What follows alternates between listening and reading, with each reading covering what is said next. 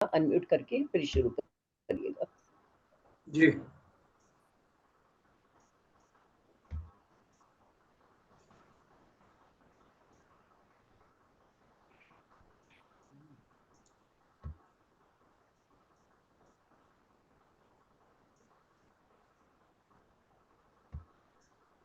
जी, बोलो श्री प्रबंधनाथ की जय। बोलिए श्री सतगुरु महाराज की जय। धाम के धनी आपकी सदा ही जय। बंदो सतगुरु चरण को करूं सप्रेम प्रणाम। अशुभ हरण मंगल करण धनी श्री देव चंद्र जी नाम। श्री प्राणनाथ निज मूलपति श्री मेहराज सुनाम। तेज कुंवर श्यामा युगल को पल पल करूं प्रणाम। पल पल करूं प्रणाम। प्रणाम जी, प्रणाम जी, प्रणाम जी सुदर्शा जी। सुदर्शा जी हमारे धाम के धनी, हमारे प्राण प्रियतम, हमारे प्राण वल्लभ श्री प्राणनाथ जी पूर्ण ब्रह्म अक्षरातीत श्री धाम के धनी की अपरंपार मिहर से वह हमारे हादी हमारे सदगुरु श्री सरकार श्री के आशीर्वाद से हम आज की बैठक शुरू करते हैं। सुदर्शा जी, सबसे पहले हम श्री बीतक गीत माला के आधार पर हमारे प्रिय सुभाष भाई जी के मुख से हम उनका एक भाव सुनेंगे, उसके बाद हम बीतक शुरू करेंगे। प्रणाम जी सुदर्शा जी। सुभाष भाई जी।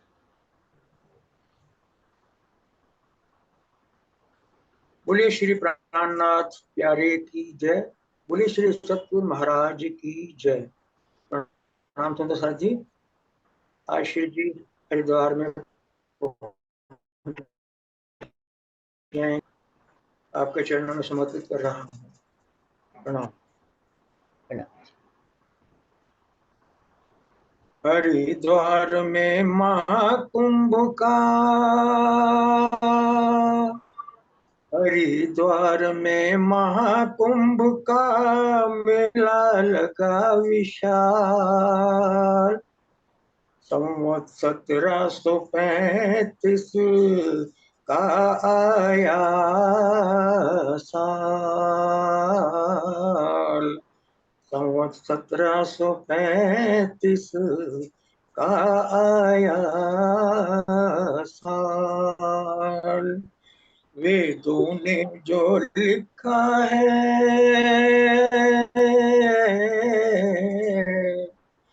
वेदों ने जो लिखा है पूर्ण ब्रह्म का वाल।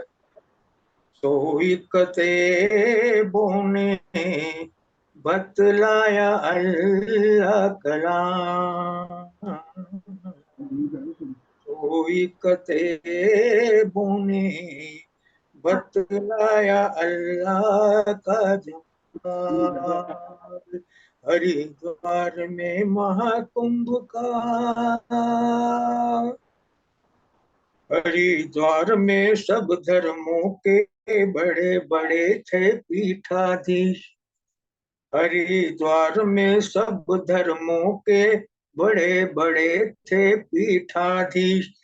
लेकिन कोई भी न जाने कौन ईश्वरों के हैं ईश।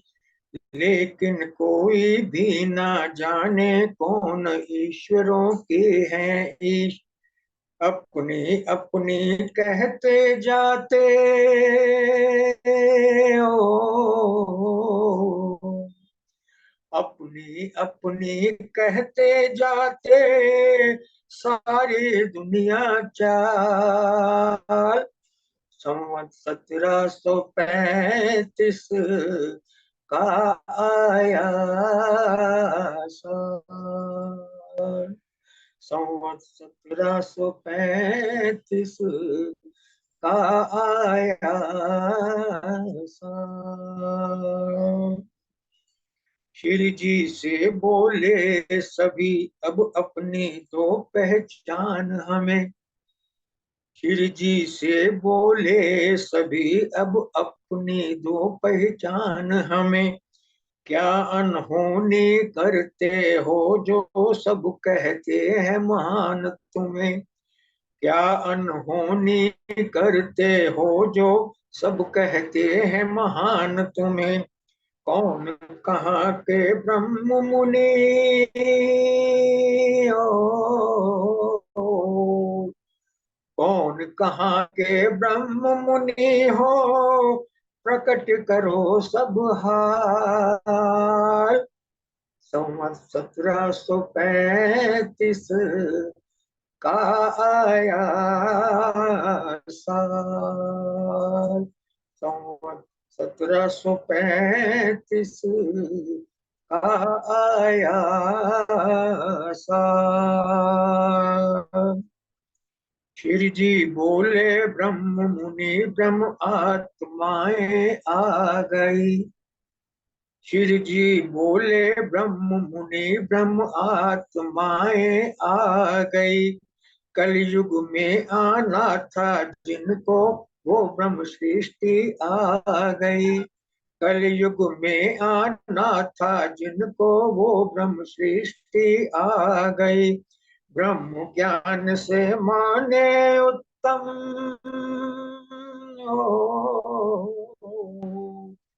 ब्रह्म ज्ञान से माने उत्तम पुरुष ही नूर जमाए, 1735 का आया साल, 1735 का आया साल। पूरन हो गई साख गवाही पूरन ब्रह्म के आने की, पूरन हो गई साख गवाही पूरन ब्रह्म के आने की, वही नहीं रे नवखंड आरती पुष्प फूल बरसाने की, वही नहीं रे नवखंड आरती पुष्प फूल बरसाने की, निजानंद संपदा के ओ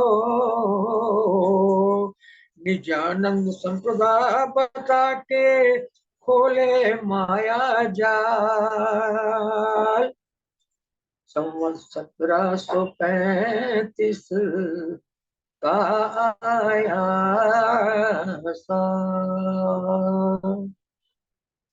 पूरन हो गई साख गवाही पूरन ब्रह्म के आने की, पूरन हो गई साख गवाही पूरन ब्रह्म के आने की, वही नहीं रे नवखंड आरती पुष्प फूल बरसाने की, वही नहीं रे नवखंड आरती पुष्प फूल बरसाने की, निजानंद संप्रदा बता के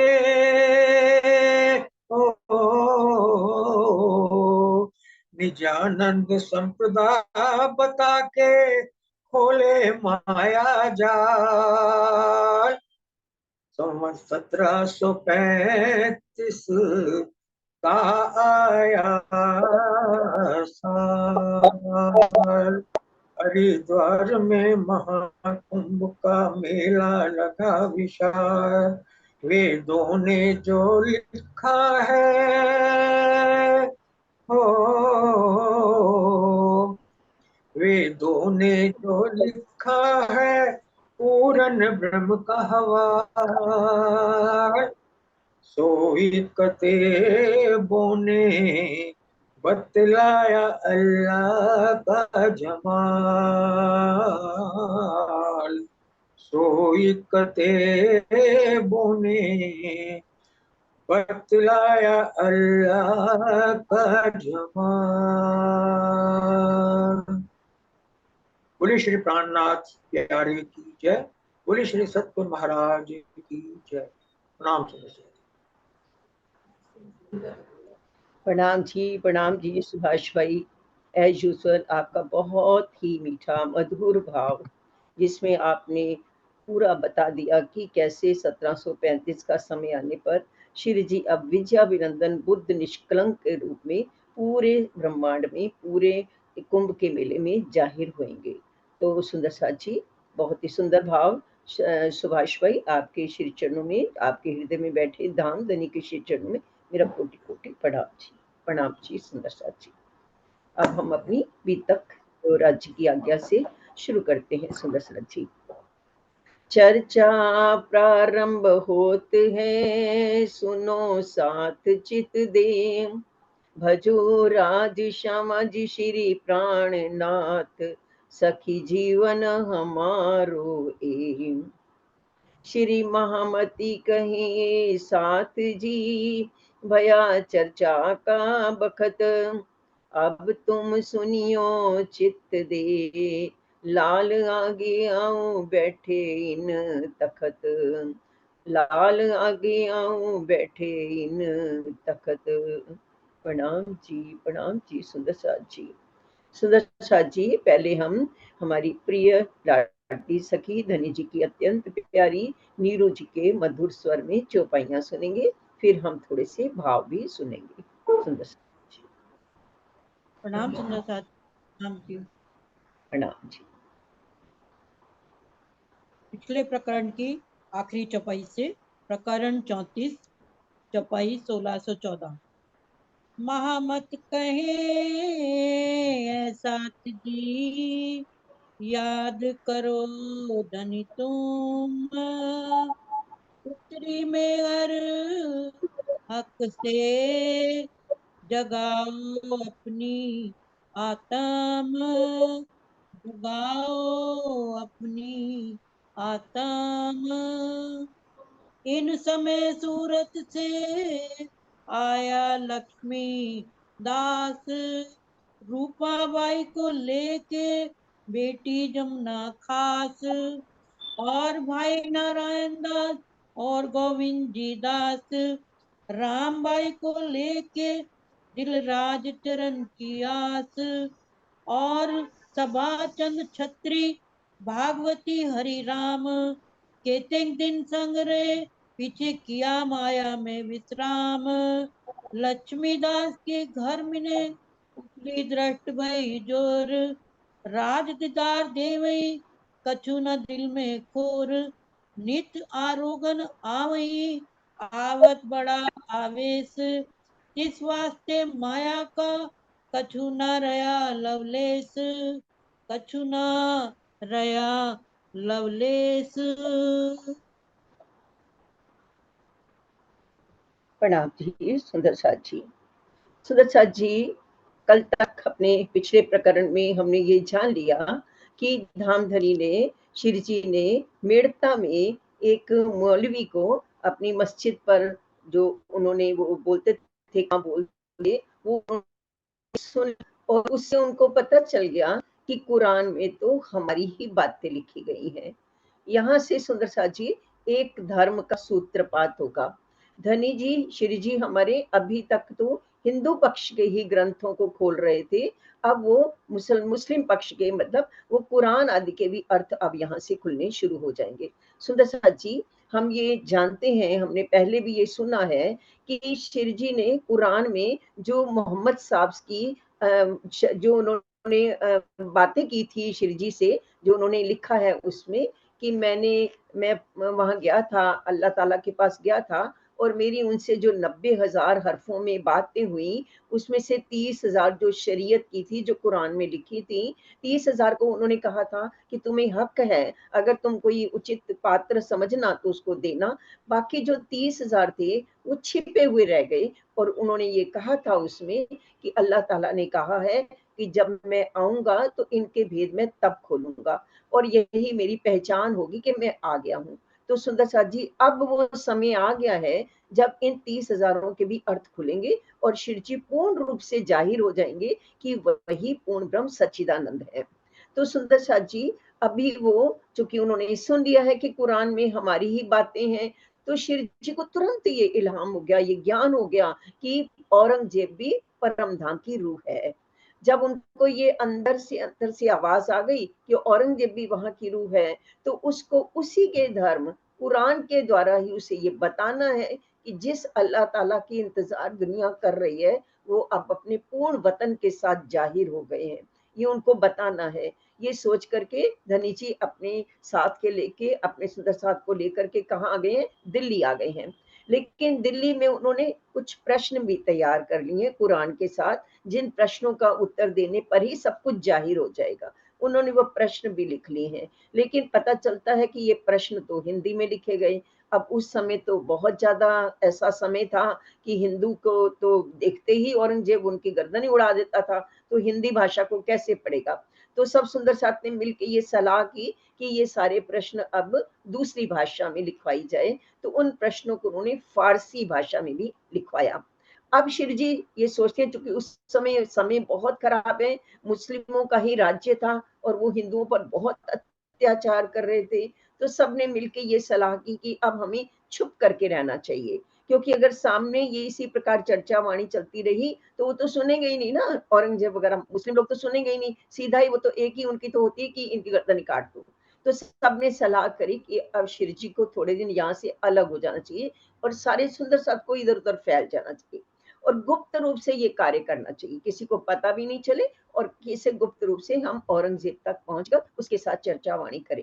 तो सुंदर साथ जी, शिव जी अब वहां से कहाँ चल पड़े हैं, वो शाहजहांपुर बूढ़िया में वहां पहुंच गए हैं सुंदर साथ जी, और कुछ सुंदर साथ भी उनके साथ चले हैं, वो वहां पर पहुंच गए हैं। वहां पर जो बहुत सुंदर साथ आते हैं, वहां पर एक बड़ी सुंदर सी जो घटना हो रही है, उसमें हम अब अगले प्रकरण में सुन रहे हैं। एक लक्ष्मीदास जी वहां पर आते हैं। लक्ष्मीदास जी अपनी पत्नी रूपाबाई और अपनी बेटी यमुना को लेके आते हैं।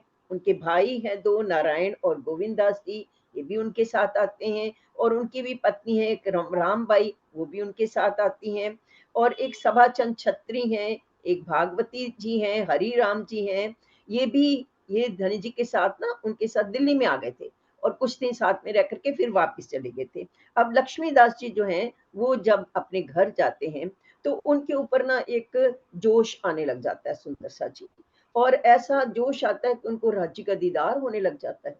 और वहां पर राज्य, क्योंकि विश्वास तो पूरा है ना, धनी से उन्होंने चर्चा सुन ली है, अब राज्य को उनको दीदार होने लग जाता है और वहां पर राज्य आते हैं, उनके साथ भोजन करते हैं और उनके ऊपर आवेश भी आता है, तो सारे सुंदर साथ लक्ष्मीदास जी का बहुत सत्कार करने लग जाते हैं। अब लक्ष्मीदास जी के साथ आगे और कौन सी सुंदर सी घटना घटती है, ये हम अगली छुपाइयों में सुनते हैं सुंदर साथ जी। और राज के दिल में हासिल करने का काम, इस वास्ते बाता करे वायदा किया स्थाम। आज से सकुमार बाई आवे दिन, तब राज बड़ो आदर कियो, कह बैठाओ जोड़े सैयन। ये श्री राज की कृपा काहू पर होई, मेरे आगे हुई एक काम करे सोई। तो मेरे आगे हुई या बैठे मेरे जोड़, जो श्री देव की सिर पर है तो करो नहीं चित मोड़। नहीं तो मेरा पीछा कोई जिन छोड़ो तुम, एह प्रकाश देख के जगाओ अपनी आत्म, जगाओ अपनी आत्म। अब सुंदर साथ जी यहाँ पर ना राज्य के दिल में एक थोड़ी सी हंसी करने का विचार आता है। तो राज्य कैसे हंसी की लीला करते हैं ये आगे समझते हैं सुंदर साथ जी। राज्य उसको कहते हैं लक्ष्मीदास को कि आज के 8वें दिन तुम्हारे ही द्वारा साकुमार बाई मतलब औरंगजेब की जागनी होगी, ऐसे उसे कह देते हैं। लक्ष्मीदास बड़ा प्रसन्न होता है, भाई मेन तो काम यही है कि औरंगजेब जागना चाहिए, क्योंकि उसको उसने जैसे वो सब कुछ ऐसा आलम वहां कर रखा है इतना अत्याचार का, वो भी रुकेगा अगर उसको समझ आ जाएगी तो ये जागनी का मुख्य कार्य था साकुमार बाई को जगाने का। तो उसको राज्य ने आकर के ये सपने में ये आदेश दे दिया कि आज के 8वें दिन तुम्हारे हाथ से ही साकुमार बाई की जागनी होगी। तो वो लक्ष्मीदास जो आके शिव जी को बताते हैं कि मुझे ऐसा ऐसा आवेश आया है और ऐसे ऐसे मुझे धनी जी ने कहा है कि आज के 8वें दिन तुम्हारे द्वारा ही साकुमार बाई की जागनी होगी। धनी जी तो बड़े प्रसन्न होते हैं, मैंने बताया था लक्ष्य तो यही था कि साकुमार को जगाना है। तो कहते हैं अगर ऐसा है तो बहुत अच्छी बात है, साकुमार बाई जागनी चाहिए, किसी भी तरीके से जागे, कोई भी जगाए उससे कोई मतलब नहीं है, अगर ऐसा है तुम्हारे हाथ से जागनी होनी है तो बहुत अच्छी बात है। तो तुम ना, अब मैं तुम्हारा आदर करता हूँ, मैं भी सत्कार करता हूँ तुम्हारा। मेरे ऊपर तो धनी जी का हाथ है, सतगुरु महाराज का हाथ है, तो मैं जो भी मेरे साथ ऐसे कार्य में आगे बढ़ेगा, वो मेरे साथ बैठे या मेरे से ऊपर बैठे, मैं उसके पीछे पीछे चलूंगा, वो जहां भी जो भी कहेगा मैं वैसा ही करूंगा। ऐसा उन्होंने उस लक्ष्मीदास जी से कहा। तो लक्ष्मीदास जी ने आगे क्या कहा उनसे? लक्ष्मीदास जी ये कहते हैं कि मैं आपके ऊपर तो नहीं बैठ सकता, लेकिन मैं आपके बराबर बैठ जाऊंगा। तो आगे फिर कैसे उनके साथ बैठने लगते हैं और फिर कैसी सुंदर लीला होती है सुंदर साथ जी, ये हम अगली चौपाइयों में सुनते हैं। तब कहा लक्ष्मीदास ने, मुझसे आगा ना होए, पर जोड़े तुम्हारे बैठूंगा, सकुमार जगाऊं सोए। दिन दो तीन जोड़े बैठा, फिर आड़े आई शरम, श्याम भीम ताना मारते, तब हुआ दिल नरम। जब 8 दिन पूरे भये, श्री राजे दिया दीदार, तब इनने अरज करी, करो पूरा परवरदिगार। तब राज हाथ से जुदे हुए, तब हासिल हुई इत, ये तो नहीं मुकर्रर, बखत रोज क्यामत। फिर विचार करके दिल्ली से चले जब, शाहजहानपुर बूढ़िया आए पहुंचे तब, आए पहुंचे तब।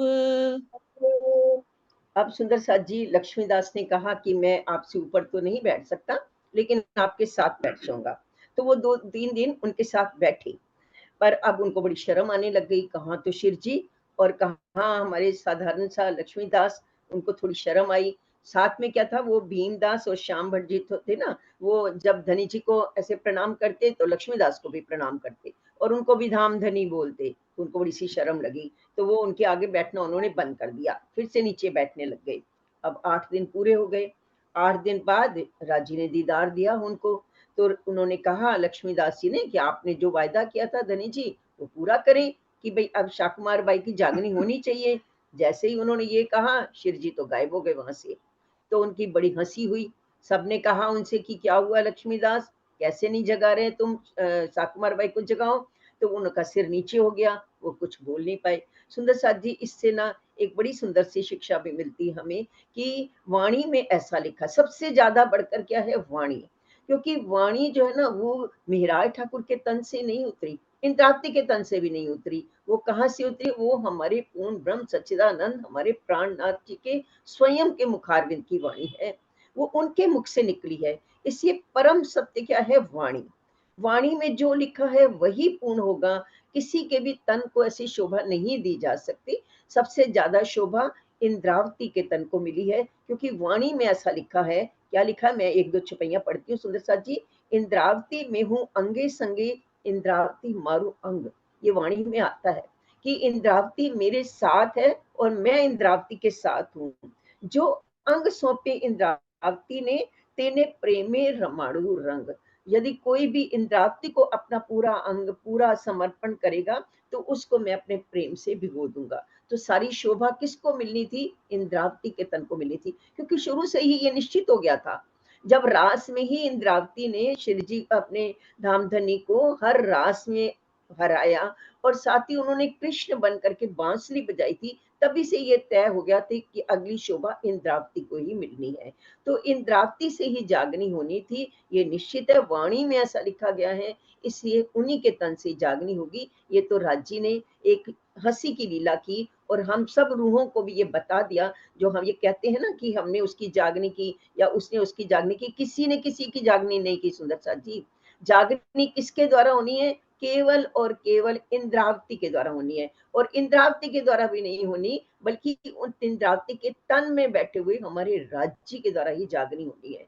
हम जो भी वाक्य बोलते हैं, जो भी वचन शिव जी के बोलते हैं, हम वाणी के बोलते हैं, या हम शिव जी से रिलेटेड, धनी से रिलेटेड कोई भी वाक्य बोलते हैं, वो एक भी वाक्य ना हमारे इस तन का है, ना हमारे जीव का, किसी का भी नहीं है। वो किसका वाक्य है? हमारे धाम धनी का है। इसीलिए जब वो चर्चा भी शुरू होती है तो क्या कहते हैं? लाल आगू आए बैठे इत। वो चर्चा कौन करे, अभी तक कौन सुना रहे हैं? धाम धनी स्वयं सुना रहे हैं। और लालदास जी को कह रहे हैं, लालदास अब तुम मेरे पास आकर के बैठो और सुनो जो मैं तुम्हें बता रहा हूँ। तो लालदास जी के मुख से तो जरूर निकली है, लेकिन बोलने वाले हमारे धामधनी स्वयं है।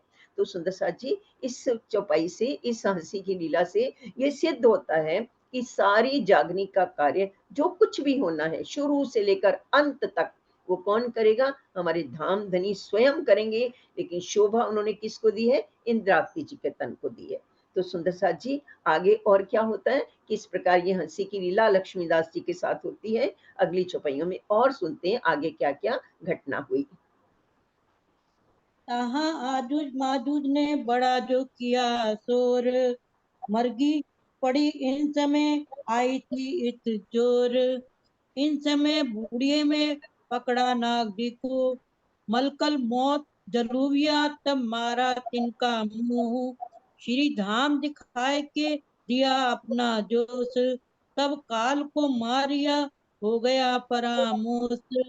इत सिरदार क्षत्रिय रहे तिन करी ऊपर की पहचान, सेवा करी तिन माफक कछु न आया ही से कान। यहाँ से निर्मल दास को और जने जो चार, खड़कारी राजा पास भेजे कर विचार, भेजे कर विचार। अब सुंदर साथ जी, शिव जी दिल्ली से चल के शाहजहांपुर बूढ़िए में पहुंच गए हैं। अब वहां पर एक ऐसा जोर चला कलयुग का, एक ऐसा जोर चला कि वहां पर मिर्गी की बीमारी फैल गई। और वहां पर बहुत जल्दी जल्दी, क्योंकि वो समय ऐसा था, ऐसे 400 साल पहले किसी भी बीमारी का इलाज तो होता ही नहीं था, संभव ही नहीं था। तो उस समय बहुत मौतें होने लग गई, एक की मृत्यु होती, कभी दूसरे की मृत्यु होती, बहुत बीमारी वो वहां पर फैल गई। और उसकी चपेट में कौन आ गए? हमारे गरीब दास जी, जिनका नाम पहले नागजी भाई था ना, वो उसकी चपेट में आ गए। अब उनको मिर्गी की जब ये बीमारी हो गई तो शिव जी सोचने लग गए कि पहले ही सुंदर साथ के तो थोड़े से हौसले पस्त हुए पड़े हैं कि हम साकुमार को जगा नहीं पा रहे, अब अगर कहीं इसको कुछ हो गया तो ये तो सबका विश्वास ही डगमगा जाएगा। तो शिव जी ने उनके पास बैठ गए गरीबदास के, और उसको कहा तुम मेरी आंखों में देखते रहो, मेरी आंखों में देखो। और शिव जी ने उनकी आंखों में देखा और अपना जोश उसके ऊपर डाला, और पल भर में ही वो बिल्कुल ठीक हो गए और उनकी बीमारी भी दूर हो गई, जिससे सबका दिल में बहुत ठंडक पहुंची, सबको बहुत अच्छा लगा। इस तरह से शिव जी ने अपने जोश के द्वारा मृत्यु को भी हरा दिया और नागजी भाई मतलब गरीबदास जी को बिल्कुल स्वस्थ कर दिया। सुंदर साथ जी, अब वहां से और तो कुछ सुंदर साथ जाग रहे हैं शाहजहांपुर में। एक तो सिरदार क्षत्रिय हैं, उनको सिर्फ ऊपर की पहचान हुई है, उनको लगा कि हाँ ये कोई संत महात्मा है, तो वो थोड़े दिन उनकी सेवा करता रहा, उसके बाद वो चला गया वहां से। और उसके बाद एक निर्मल दास जी हैं, उनके साथ 4 जने और आए हैं, उनकी भी जागनी हुई है। तो धनी जी ने निर्मल दास जी को और उनके साथ 4 जने जो आए थे, उनको खड़कारी राजा के पास भेजा, क्योंकि शाकुमार तो निश्चित हो गई कि औरंगजेबी है, शकुंडल को भी जगाना है, दोनों रूहें थी ना मुख्य, तो वो किसी राजा में आई है, ये धनदेव चंद जी ने बता ही दिया था। तो उन्होंने उनको खड़कारी राजा के पास भेजा कि वो राजा भी बड़ा धार्मिक है और बड़ा हिंदू है, तो हो सकता है उसके अंदर शकुंडल की आत्मा हो। तो उनको उनके पास भेजा, एक पत्र लेकर के जाओ, उनको ये संदेश दे के आओ कि पूर्ण ब्रह्म सच्चिदानंद आ गए हैं। वो गए वहां पर, उन्होंने उनके साथ थोड़ी देर बातें भी की, लेकिन उसमें कोई तत्व नहीं था, वो जीव ही था, उसे कुछ भी समझ नहीं थी। तो सुंदर साथ वापिस आ गए कि वो ऐसा राजा नहीं है कि जो हमारी बात को समझ सके। फिर वहां से सुंदर साथ जी और हमारे शिव जी ने क्या क्या किया, आगे कैसे कैसे और जो कार्यक्रम बना, वो हम अगली चौपाइयों में सुनते हैं। सुंदर साथ जी, कहाँ जाए के देखिया तो ये जागा नहीं जोग, दिन 10 एक रह के फिर आए मिले संजोग। तब विचार करके जो सिर पर थे सुकन, सो शोभा दई मोहम्मद को पहचान करे मोमिन। इन बात शब्द फेर के किए जब तैयार, तब भीम लाल दास को क्या देव पैगाम परवरदिगार। दोनों तैयार हुए के सिर चढ़ाया हुक्म, चले बूढ़िए शहर से आए पहुंचे दिल्ली हम। पीछे थे जब राइले दिया जब इलाम, ए पैगाम जो भेजिया पर होवेगा नहीं काम, पर होवेगा नहीं काम। तो सुंदर साथ जी वो जो 5 जने थे, एक तो निर्मल दास जी और उनके साथ जो 4 जने और थे, वो गए उन खड़कारी राजा के पास, 10 दिन तक वहां रहे। लेकिन उन्होंने देखा एक तो वहां का वातावरण भी ठीक नहीं था, कोई धार्मिक वातावरण नहीं था, और जो खड़कारी राजा था उसके भी बहुत अच्छे विचार धार्मिक नहीं थे, उसमें कोई आध्यात्मिक ऐसे लक्षण भी नहीं थे। तो वहां से वो वापस आ गए और उन्होंने आकर के स्वामी जी को बता दिया कि शेर जी वो तो नहीं है, ऐसा सा कुंडल नहीं लगती, क्योंकि उसके अंदर कोई आध्यात्मिक तत्व ही नहीं है। अब शिव जी ने फिर विचार किया, भाई उसको तो जगाना है, शाक कुमार को तो जो पता चल गया उसको तो जगाना ही है। तो उन्होंने क्या किया, वो जो 22 प्रश्न थे कुरान के, उनको जो उन्होंने अरबी भाषा में, फारसी भाषा में रूपांतरित कर दिया था, बदल दिया था। उन्होंने वो 22 प्रश्न जो थे वो लेकर के किसको भेजे, भीमदास और लालदास दोनों को भेजा वो प्रश्न लेकर के कि आप जाओ और ये पैगाम उसको दे करके आओ। किसको देके आना है, वो शाह कुमार को, मतलब औरंगजेब को दे करके आना है। तो वो उनको लेकर के अपने साथ बुढ़िए से चले और कहा दिल्ली की ओर उन्होंने रवाना किया। तो वो वहां से दिल्ली की ओर चले हैं। पीछे से धनी जी के अंदर, खुद ही शिव जी के अंदर से एक जैसे जबराइल जोश आया और उनको ये लगा कि अब ये काम अभी नहीं होगा, अब इस काम को रोकना पड़ेगा। तो उन्होंने एक पैगाम भेजा उनके पीछे, किनको भेजा, कांची भाई को भेजा कि उनको जाके कहो कि अभी ये काम नहीं हो सकता। शिव जी ने अंदर से मूल स्वरूप ने ही बैठ करके बता दिया था कि अभी थोड़ी देर रुकिए, अब इस काम को, जब शिव जी ने कहा जब मैं दिल्ली आऊंगा तब हम इस काम को पूरा करेंगे, अभी ये प्रश्न जो है वहां तक जो पहुंचाने, वो काम को रोक दिया जाए। तो उसको रोक दिया गया। फिर आगे क्या हुआ सुदर्शन जी, ये हम अगली चौपाइयों में सुनते हैं। पीछे से कांजी भाई को श्री राजे भेजा तब, जब पीछे से कांजी भाई को श्री राजे भेजा जब, बैठे दिल्ली में बराबर हकीकत लाया तब, तुमको पैगाम देने का हुक्म हुआ मंसूख, ये तुमको ना मानेगा पड़ेगी इनसे चूक, हमको उत आवन देव आय के करे विचार, जैसा लाग देखेंगे तैसा करें करार, मास एक इत रहे फिर चले हरिद्वार, आए हरिद्वार में ताको कहूँ विस्तार, साका सालवाहन का सोरे से पूरन, बैठा साका विजया विनंद का, तब फिर आए फिर के सैयन, तब फिर आए फिर के सैयन। तो सुंदर साथ जी, कानजी भाई को श्री जी ने भेजा कि जो हमने आपको पैगाम देने का काम दिया था, उस हुक्म को अब रद्द किया जाए, उसको रोका जाए। और अंदर से मूल स्वरूप ने ये बता दिया है कि अभी ये काम पूरा नहीं होगा, इसलिए आप अभी रुक जाओ, मैं वहां आऊंगा, वहां पर दिल्ली में, फिर साथ बैठ करके आपस में मसलत करेंगे, सलाह करेंगे, फिर जैसा होगा वैसा किया जाएगा। सुंदर साथ जी, इस समय हरिद्वार में एक कुंभ का मेला लगना है और समय उस समय आ गया है 1735 का। और भविष्यवाणी ये हो चुकी थी कि 1735 में जब ये महीना आएगा, विक्रमाजित का 1735 का समय जब होगा, उस समय हरिद्वार में कुंभ के मेले में पूर्ण ब्रह्म सच्चिदानंद श्री विजयाभिनंदन बुद्ध निष्कलंक को जाहिर होना है। ये धार्मिक पूरी किताबों में लिखा जा चुका था, तो वो समय आ गया था, अब शिव जी को जाहिर होना है वहां पर। तो अब वो हरिद्वार के लिए रवाना होते हैं। इस समय शालीवाहन के 1600 वर्ष बीत चुके हैं। अब जो विजयाभिनंदन बुद्ध जी का शाखा शुरू होना है और 1735 का विक्रमाजित का समय, मतलब विक्रम संवत 1735 का समय आ गया है। और इस समय पर ही हरिद्वार में कुंभ का जो मेला लगता है, उसमें शिव जी को जाहिर होना है। सुंदर साथ जी, थोड़ा सा हम कुंभ के मेले के विषय में जान लेते हैं। ये कुंभ का जो मेला है, ये वास्तव में क्यों मनाया जाता है? सुंदर साथ जी, बहुत पहले कभी देवताओं और राक्षसों में युद्ध हुआ था, जिसमें देवता हारने लग गए थे। तो सारे देवता अपने, जो उनके सबसे बड़े हैं, विष्णु जी को मानते हैं ये लोग, तो विष्णु जी के पास गए और उनसे उन्होंने पूछा कि अब हम क्या करें। तो विष्णु जी ने कहा, उनकी आज्ञा से क्या हुआ कि समुद्र का मंथन करो, और समुद्र के मंथन करने से उसमें से रत्न निकलेंगे, 14 रत्न निकलेंगे। जो 14वां रत्न होगा ना, वो निकलेगा अमृत। उस अमृत को यदि जो भी पी लेगा वो अमर हो जाएगा। तो ऐसा विष्णु जी ने कहा कि वो अमृत निकलेगा और सभी देवता उसको पी लेंगे और उसके बाद वो अमर हो जाएंगे, तो फिर उनको कभी भी हारना नहीं पड़ेगा। अब समुद्र का मंथन करना है, इतना बड़ा समुद्र, उसका मंथन कैसे होगा?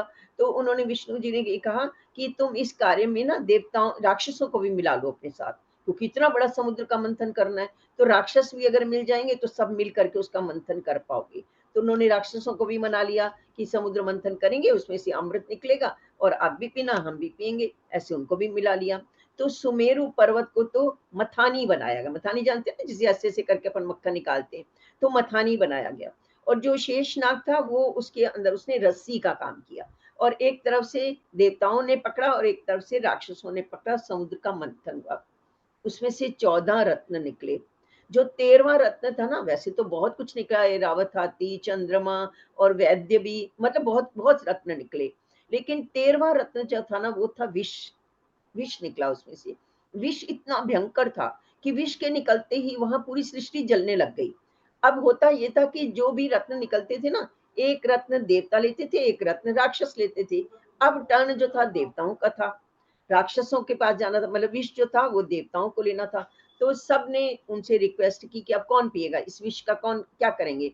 तो शंकर भगवान ने उस विष को पी लिया। ये पौराणिक कथा है सुंदर जी, जो मैं आपको सुना रही हूँ। शंकर जी ने उस विष को पी लिया और उस विष को उन्होंने अपने कंठ में ही रोक लिया, क्योंकि यदि कंठ में ना रोकते अंदर चला जाता तो कुछ अनिष्ट हो सकता था। तो उन्होंने कंठ में उसको रोक लिया, इसलिए उनका कंठ नीला हो गया, इसलिए उनको नीलकंठ भी कहा जाता है। तो ये जो विष निकला था वो शंकर जी ने पिया। उसके बाद जब अमृत निकला तो अमृत के लिए छीना छपटी होने लग गई, क्योंकि देवता भी चाहते थे अमृत पिए, राक्षस भी चाहते थे अमृत पिए। तो उसको लेकर के ना, उस कलश को लेकर के ना, एक जो देवता थे वो भागे। जब वो भागे तो उसकी कुछ बूंदे है ना जगह जगह गिरी। तो वो जो बूंदे थी कई कई नदियों में गिरी, गंगा जी में गिरी, शिप्रा नदी में, गोदावरी नदी में गिरी। तो वो जो बूंदे हैं ना, आज भी मनुष्य ये समझते हैं वो जो बूंदे उन नदियों में गिरी, उन नदियों में जाकर यदि हम स्नान करेंगे, उस जल का पान करेंगे, तो हमें भी अमृत की प्राप्ति होगी। आप खुद सोच सकते हैं सुंदर साथ जी, बूंद भर उसमें अगर गिरी भी होगी तो अभी वो नदियों में थोड़ी ना पड़ी होगी। जब रावण की नाभि में जो अमृत था उसको श्री राम ने एक तीर से सुखा दिया था, तो फिर ये अमृत तो कहाँ तक पड़ा होगा, इतने सदियों बीत गई वहां पर एक आस्था है लोगों की, अभी भी उसमें स्नान करते हैं। सुंदर साथ जी से तो ये एक अलंकारिक कहानी है। इसका मतलब तो यही है कि अमृत जो होता है ना वो विद्या को बोलते हैं, और विद्या भी क्या होती है, ब्रह्म विद्या ही अमृत है। उस ब्रह्म विद्या रूपी अमृत को देवताओं ने पिया तो वो देवता कहलाए, मतलब ब्रह्म के विषय में देवताओं ने जान लिया था, इसलिए वो तो देवता बन गए। और राक्षस तो अपनी राक्षसी प्रवृत्ति होती है उनकी, मतलब अभीष्ट खाना, गंदा आचरण करना, इसके कारण उन्होंने कभी ब्रह्म विद्या सुनी नहीं, ना उस पर कभी ध्यान दिया, इसलिए वो राक्षस बन गए। तो उनके लिए वो जो मेला लगता है, मतलब कुंभ का जो मेला लगता है, वो इसलिए लगता है क्योंकि ऐसा मानते हैं कि वहां पर अमृत की बूंदे गिरी हैं और उसको पीने से हमारा कल्याण हो जाएगा। अब कुंभ का मेला कहाँ पर लगने वाला है सुंदर सा जी, हरिद्वार में लगने वाला है।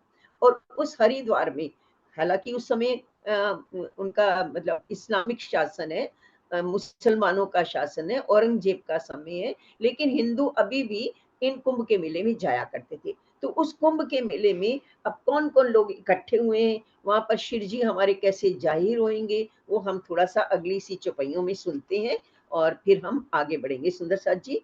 अब अगली हरिद्वार में कैसे वो मेला लगता है और वहां पर कौन कौन आते हैं, ये अगली चौपाइयों में हम सुनते हैं सुंदर साथ जी। विक्रमादित्य के राज से बरस 1735, तब जिद हुई फिर कांसो बुध ईश्वरों के ईश। हरिद्वार के मेला में 4 संप्रदाय ताही, हठ दर्शन भी तहाँ मिले, 10 नाम सन्यासी जाही। 4 वर्ण 4 आश्रम, सबे भय एक और, सबने देख श्री राज को कीनी दिल तक और। कया तुम्हारी रात तो नहीं है, हम सुनी ना देखी काहे। झारो दीजे आपनो, तुम हम मार्ग में ना है।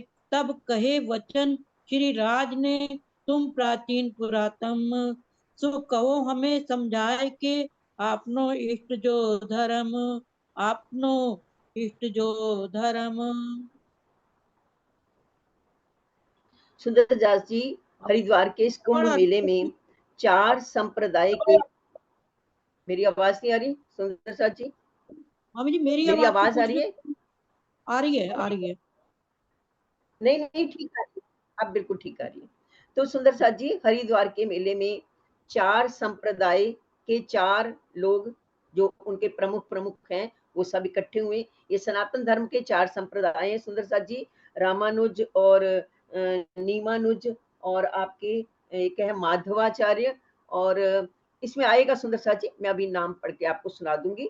और छठ दर्शन भी हैं, 4 संप्रदाय के साधुजन और छठ दर्शन जो है, वेदों के 6 दर्शन हैं, उनके भी नाम मैं आपको पढ़ के सुना दूंगी सुंदरदास जी, थोड़ा कभी कभी मैं भूल जाती हूँ, ये सब इसमें आएगा, मैं नाम आपको पढ़ के सुना दूंगी। तो इस सारे 10 सन्यासी, ये सब अपने अपने धर्म के ना लोग जो उनके मुख्य हैं वो वहां पर इकट्ठे हो गए, क्योंकि सबको ये लगता है कि हम अगर इसमें स्नान कर लेंगे, गंगा नदी है वहां पर हरिद्वार में और वहां पर कुंभ का मेला लगा हुआ था, तो उन्होंने सोचा हम अगर इसमें स्नान करेंगे तो हमारे भी अमृत मिल जाएगा और हम भी अमर हो जाएंगे।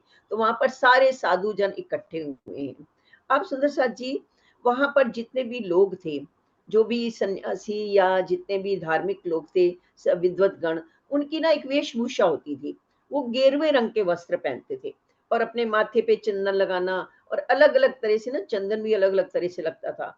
जो अलग अलग संप्रदाय के लोग थे, जैसे मान लीजिए कोई क्षत्रिय होते थे, क्षत्रिय संप्रदाय के, तो कोई बाहों में लगाते थे, कोई गले में लगाते थे, कोई माथे में लगाते थे, अलग अलग तरह से चंदन लगाते थे, गले में रुद्राक्ष की माला पहना करते थे, तो उनकी एक वेशभूषा होती थी। सारे के सारे विद्वान लोग ऐसी ही वेशभूषा में आया करते थे।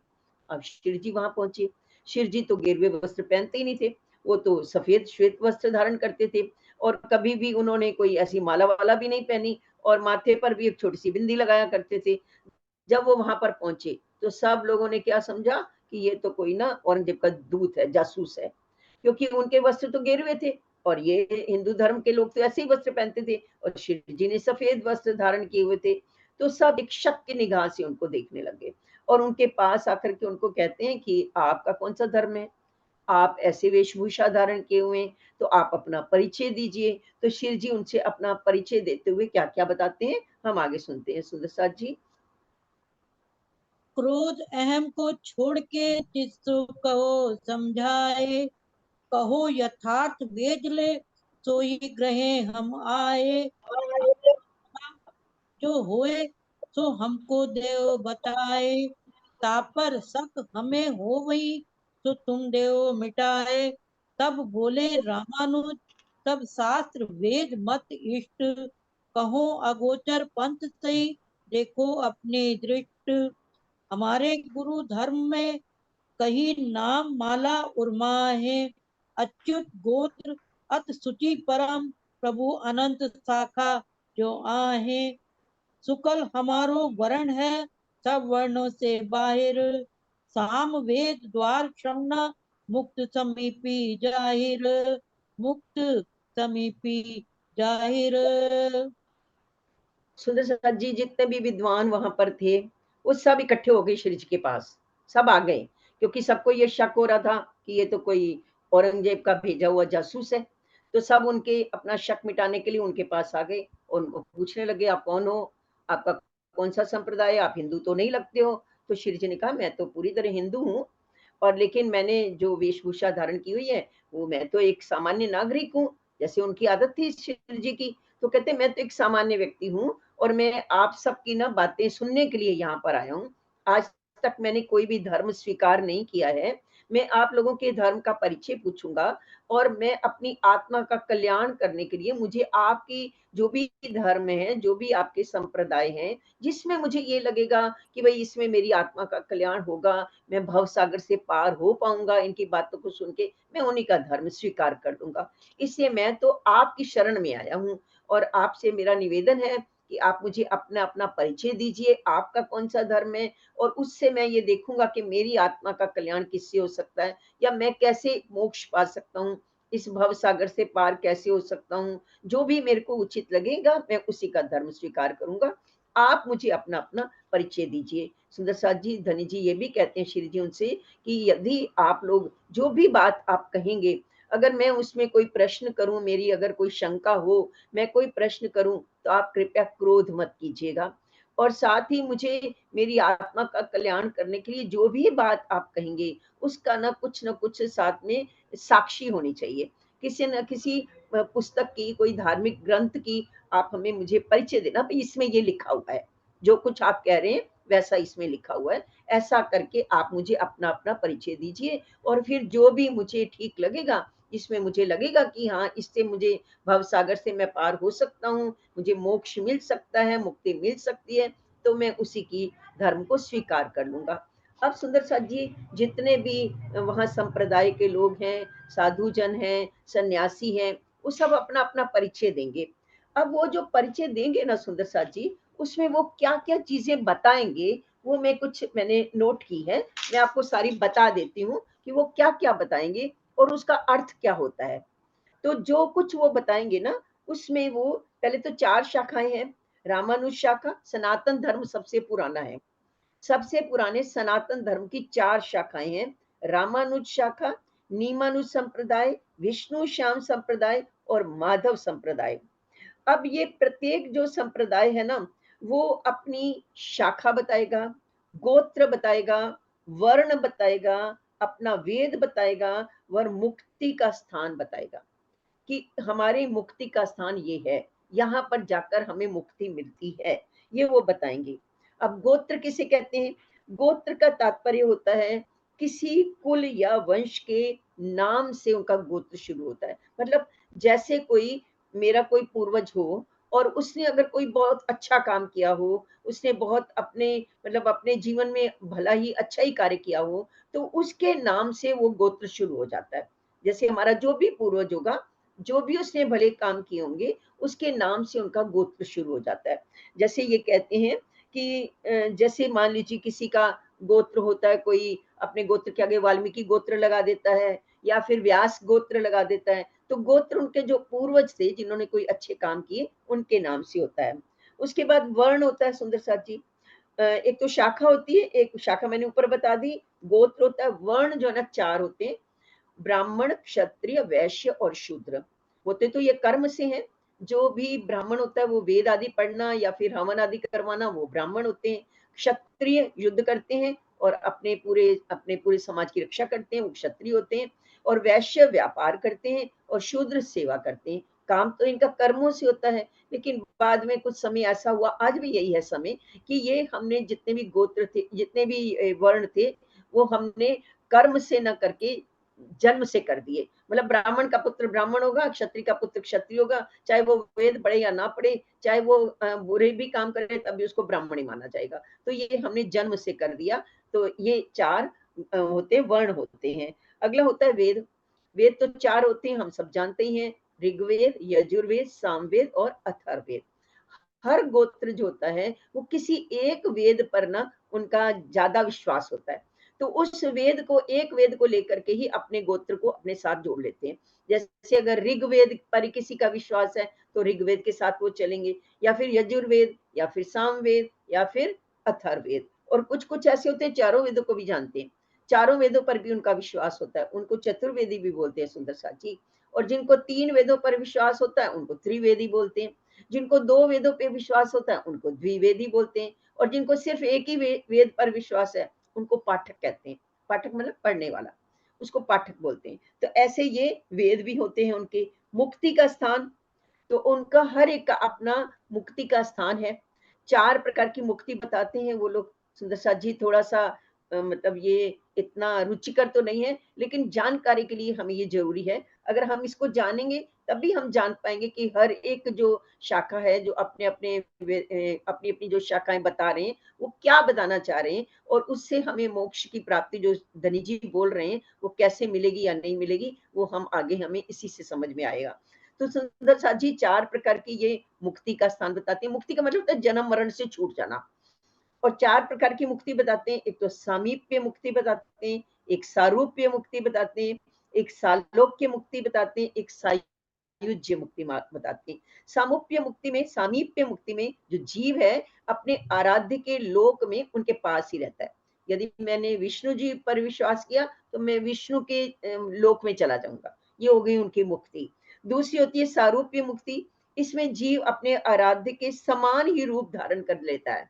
जैसे अगर विष्णु की मेरे पर मेरी अगर विश्वास है, तो विष्णु के ही जैसा ही वो जीव बन जाता है, उसको बोलते हैं सारूप्य मुक्ति। सालोक्य मुक्ति में जीव अपने आराध्य के लोक में निवास करता है, जहां वो रहते हैं वहां भी वो भी रहता है। और सायुज्य मुक्ति में जीव अपने आराध्य में ही लीन हो जाता है। तो ये 4 प्रकार की मुक्ति बताई गई है। इसके अतिरिक्त मठ है, आश्रम है, हर एक जो वर्ण है अपना अपना मठ बना रखा है उन्होंने अलग अलग जगहों पर, जैसे बद्रिका आश्रम हो गया या फिर केदारनाथ हो गया, अपने अपने मठ बना रखे हैं। प्रदक्षिणा, वैसे प्रदक्षिणा तो होती है किसी के चारों ओर घूमने को ही प्रदक्षिणा कहते हैं, लेकिन इसका एक वही अर्थ भी कि अपने आराध्य से अपना तारतम्य बना लेना। मतलब जैसे मेरे अगर विष्णु जी हैं तो मैं भी विष्णुमयी हो गई, उसको भी प्रदक्षिणा कहते हैं। मंत्र किसको कहते हैं?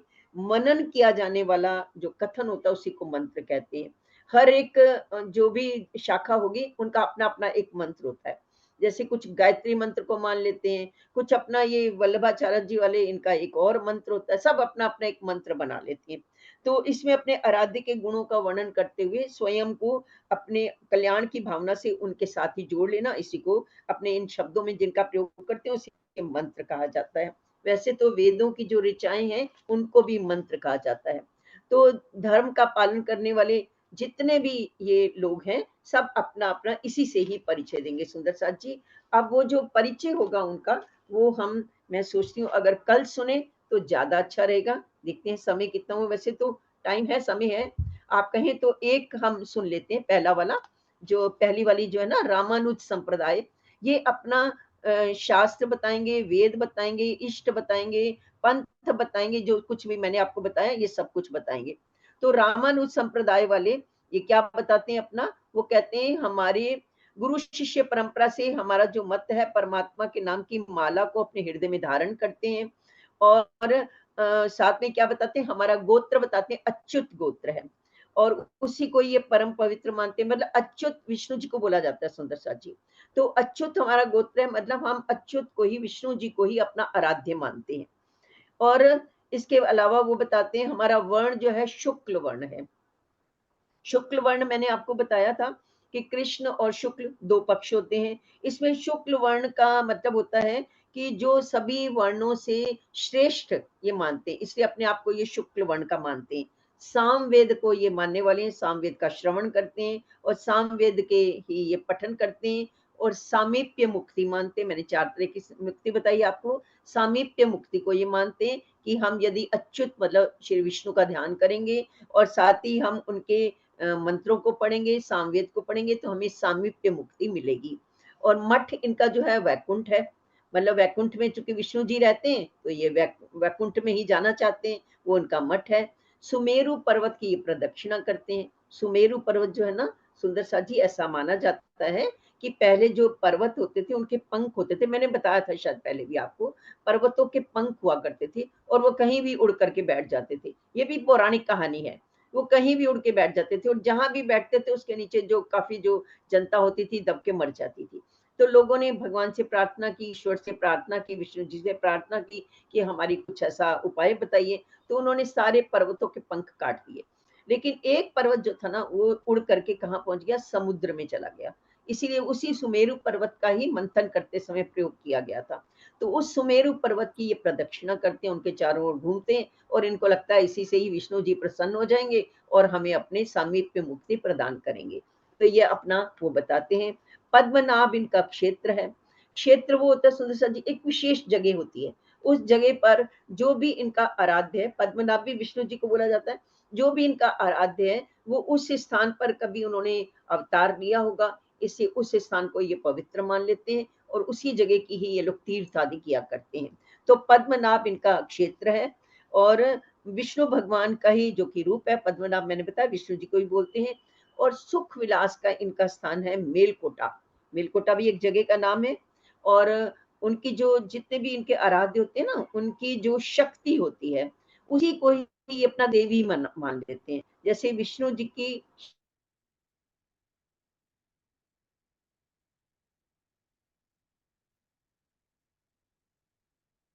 है मेल कोटा इन्होंने अपना सुख विलास का साधन बताया। सुख विलास मतलब जहां पर जाकर के ये रमण करते हैं, प्रसन्न होते हैं, तो वो मेल कोटा इन्होंने जगह बताई है। क्योंकि विष्णु जी की जो शक्ति है वो लक्ष्मी है, तो लक्ष्मी जी को ये अपना इष्ट मानते हैं, उन्हीं की ही पूजा आराधना करते हैं। कोई भी मुसीबत आए तो अपनी लक्ष्मी जी का ध्यान करते हैं ये, और जिसका ध्यान करने से ये सोचते हैं कि हमारा भविष्य बड़ा उज्जवल होगा। तो सुंदर सा जी ये कहते हैं कि हमारी जो पद्धति है लक्ष्मी जी से ही चली है, और इसी से ही हम आगे उनका पालन करके हम अपनी सामीप्य मुक्ति प्राप्त करते हैं। ये इन्होंने अपना एक धाम भी बताया, रंगनाथ इन्होंने अपना धाम बताया है। कावेरी नदी को ये अपना तीर्थ स्थान मानते हैं, और इनकी जो देवी है कमला, वही लक्ष्मी जी को ही अपना देवी मानते हैं। ये इन्होंने अपने अर्थ खोल के बताए हैं रामानुज संप्रदाय में। तो अब और भी संप्रदाय कल हम सुनेंगे सुंदर साथ जी, जो अपना अपना परिचय देंगे, और उनके बाद फिर जब शिव जी उनसे प्रश्न करेंगे वो सुनने वाले होंगे। क्योंकि शिव जी बताएंगे उनको कि तुम जो कुछ भी बता रहे हो वो यही का बता रहे हो, इससे मेरी आत्मा का कल्याण नहीं होना, मतलब हम किसी की भी आत्मा का कल्याण यहाँ से नहीं होना। हमें यदि अपना वो चाहिए, अपना परम धाम मतलब अपना मोक्ष चाहिए, तो इससे मुझे मोक्ष नहीं मिलने वाला। ये सारा शिव जी बताएंगे हमें आगे। तो सुंदर साथ जी, आज हम इसी में चौपाई को अपनी दोहरा लेते हैं, और कल हम अगली रामानुज शाखा के विषय में सुनेंगे। एक बार इसको हम रिवीजन भी करेंगे दोबारा से, ताकि इसको पूरी एक एक बात हमें स्पष्ट हो जाए सुंदर साथ जी। तो नीरू, अब चौपाई को दोहरा दो बेटा। रंगनाथ हम धाम है, यहीं से बोल देती हूँ। हाँ, इसी को कर दो, कल इसी को हम रामानुज संप्रदाय को दोबारा ले लेंगे जी। रंगनाथ हम धाम है, नदी कावेरी तीरथ, देवी है कमला सई, सारे सवे अरथ, सारे सबे अरथ, साबे सारे साबे अर्थ। प्रणाम जी सुंदर प्रणाम साथ जी, जी। प्रणाम जी, प्रणाम जी सुंदर साथ जी, प्रणाम जी सुंदर साथ जी। तो सुंदर साथ जी, कल हम इसको दोबारा। प्रणाम जी सुंदर साथ जी। प्रणाम जी, प्रणाम जी। बोलिए श्री प्राणनाथ प्यारे की जय, बोलिए श्री सद्गुरु महाराज की जय।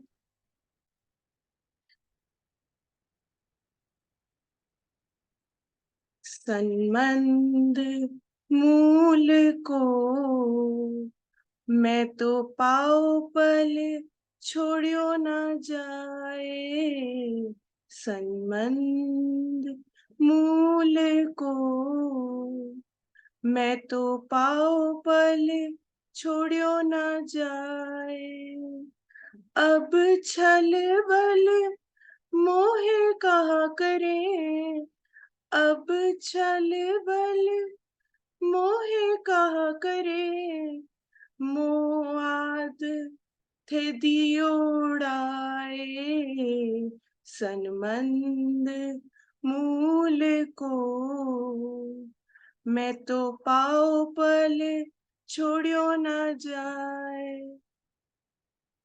दर्द जो तेरे दुल्हा कर डारियो सब नास,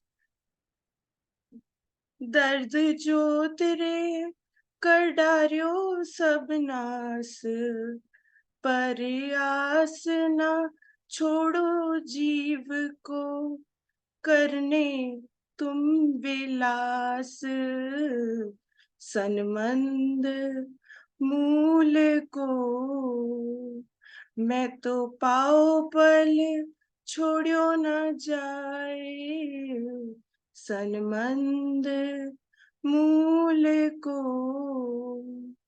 मैं तो पाओ पल छोड़ियो न जाए।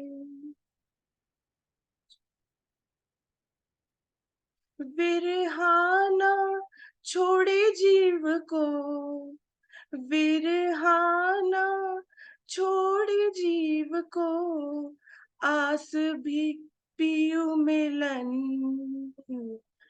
पिया संग इन अंगे करूं, पिया संग इन अंगे करूं, तो मैं हो जाऊं सुहागिन, मंद मूल को। मैं तो पाओ पले छोड़ियो न जाए, सनमंद मूल को। मैं तो पाओ पले छोड़ियो न जाए। मैं तो अपना दे रही हूँ, मैं तो अपना दे रही हूँ, तुम ही राख्यो जीव। बल दे आप खड़ी करूं कछु, बल दे आप खड़ी करूं कछु, कारज अपने पी, सनमंद मूल को। मैं तो पाओ पल छोड़ियो न जाए, सनमंद मूल को। मैं तो पाओ पल छोड़ियो न जाए। अब छल बल मोहे कहा करे, अब छल बल मोहे कहा करे, मोह आद थे दियो उड़ाए, सनमंद मूल को। मैं तो पाओ पल छोड़ियो न जाए, मैं तो पाओ पल छोड़ियो न जाए, मैं तो पाओ पल छोड़ियो न जाए। बोले श्री प्राणनाथ प्यारे की जय, बोले श्री सद्गुरु महाराज की जय। प्रणाम जी।